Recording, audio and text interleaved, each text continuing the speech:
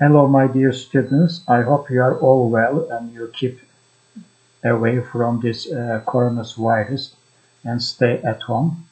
Now we will start our lessons through the internet, and I will give you the link so you can easily follow my lessons. Well, today we will just talk about functions of the chorus. Tragedy is said to have developed out of a dithyrambic chorus which had 50 members, so the number is quite big, and the members of the chorus in tragedy were 12 in number, and they were ordinary Athenian citizens, so mostly they came from Athens. The functions may be briefly listed as follows. 1. The chief contribution of the chorus was poetic beauty. So just keep in your mind that they wrote poems and it contained beauty. Second, the choral songs built up the tragic atmosphere and modulated, changed the tone of the play. Frequently the chorus brings poetic relief, pay attention and underline poetic relief from overcharged emotions. And the third one is in content, what it contained. The choral lyrics usually have a significance which is directly relevant, suitable to their dramatic context. The chorus regularly generalizes the particular events and interprets the action of the play from the point of view of the poet. So just pay attention again that the chorus mostly just tells us the events, particular events, what happens around them, and interprets, makes some interpretations about the actions of the play from the point of the poet. So the poet is so important in this sense. That is, in a way, the chorus gives us the standpoint of the poet about the view of the poet. The fourth one is, since the chorus is usually made up of ordinary good citizens, it may be called the social background of the action. So, as I said before, what's going on around the poet? What kind of action is taken, for example? So again, the poet gives us social background about the happenings at that time. This sort of background is necessary because the main characters in a Greek tragedy are always noblemen. So just pay attention again that the main characters in the Greek tragedy were all noblemen. You cannot find so many ordinary men, for example. And the fifth one is, sometimes the chorus has a definite character and it interprets the action from its point of view. As Euripides said, you will see who Euripides is in your drama lessons. Or the chorus may express the political or philosophical ideas of the poet himself. This is also important. What about the politics during that time? And how about the philosophical ideas of the poet? And this is more common in old comedy, and in your drama lessons as well. You will see old and new comedy and the types of them as well. The sixth one is, the chorus is almost always made up, contained, so that it has reason to be very much interested in the outcome, about the happenings or the result of the drama. For instance, in Sublines of Aeschylus, the chorus is the leading character and the action concerns its fate. This is also important.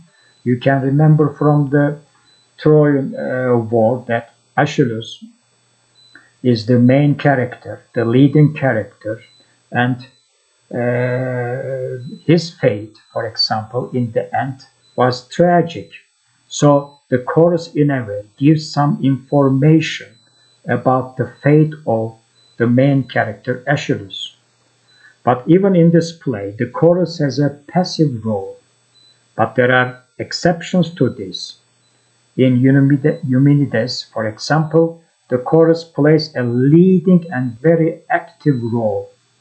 So, in the old tragedy, during the old times of Greece, chorus played many important functions for the audience, because as you can imagine that during that time the audience was so illiterate, uneducated, and the chorus helped the poet or the dramatist to make their work to be understood very easily.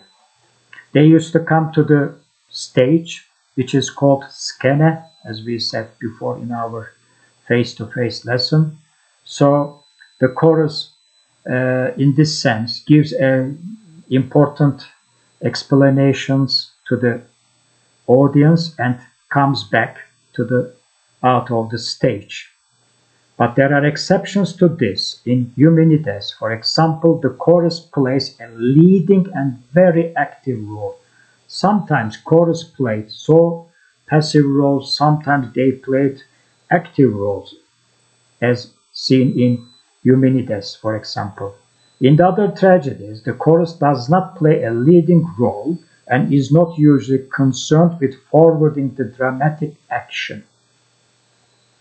The seventh one is the chorus regularly introduces a character, mostly a main character, entering the scene for the first time. And the main character takes his role all around the play. The eighth one is it tells of what happens off stage and fills those periods when there is nobody on the stage. So in our modern drama, there are some acts, for example, mostly 2 acts. Between those acts, as it is said, intervals. At the Greek times, the chorus used to come and take the part, take the time, or fill the period, as it is written here, on the stage. This gave the actors why they came to the stage and played between the acts. This gives the actors time to change their costumes in order to continue another role in the other parts of the play, for example. Horace, that he was very well known dramatist at that time, in his Ars Poetica, Art Poetic, in a way, summarizes the dramatic functions of the chorus as follows. Let the chorus take the part of an actor and uphold the duty of a man and not sing mere interludes. I am sure in your introduction to English literature lessons, there are interludes, in a way intervals, which have no contribution for or close connection with the subject of the plot. So it didn't give any sense or any connection or close connection to the subject of the plot of the play. Let it both favor the good and counsel them as a friend. Let it check him who is quick of wrath and love the man who fears to sin. Let it commend the simple way of life, wholesome justice, and decrease and peaceful security. Let it keep the secrets committed to it, and let it beseech the gods that fortune return to the wretched and depart from the proud. So these are the main important elements for the chorus. As I said before, let me tell you in summarize again. The chorus was so important during the old Greek drama. They used to give some informations at the beginning of the play to the audience, and the audience were so well informed for the play, and they were able to follow the whole play so easily. So those 8 elements are so important for the chorus. Well, for another point in this sense is that foreknowledge and suspense.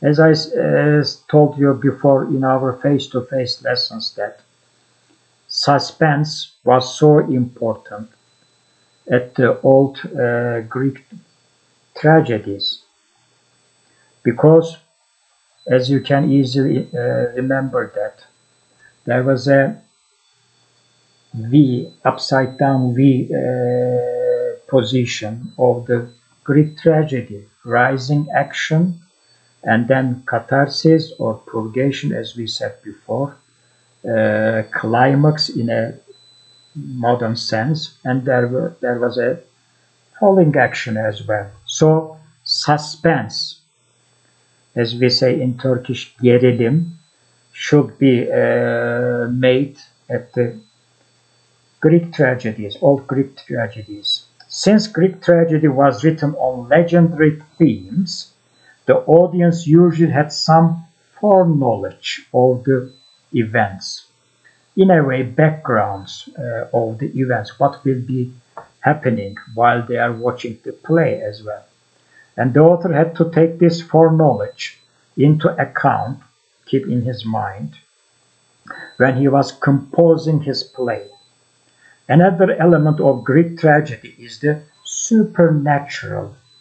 Well, in your mythology lessons in our previous term, we have seen some supernatural aspects of some gods and goddesses as well. So again, in Greek tragedy, there was a supernatural events or happenings which goes together with the element of foreknowledge. So foreknowledge or background just goes in parallel to a supernatural in a way.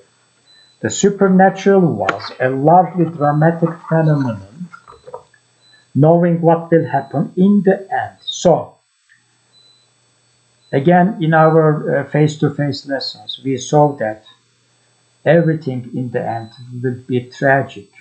Maybe the main character will die, or everything will be resolved after a catharsis, for example. So there was a dramatic phenomenon in this sense. So the audience is aware of what will happen in the end. They know. In other words, foreknowledge has distinct artistic advantages. So the importance of foreknowledge is that it gives distinct artistic advantages. For example, in Homer's works, we have elaborate foreshadowings and foretellings. Just underline those 2 words again.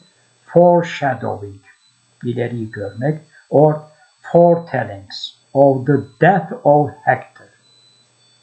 In a way, during the play, the audience gets the hints, the clues of the death of Hector, or Achilles, for example.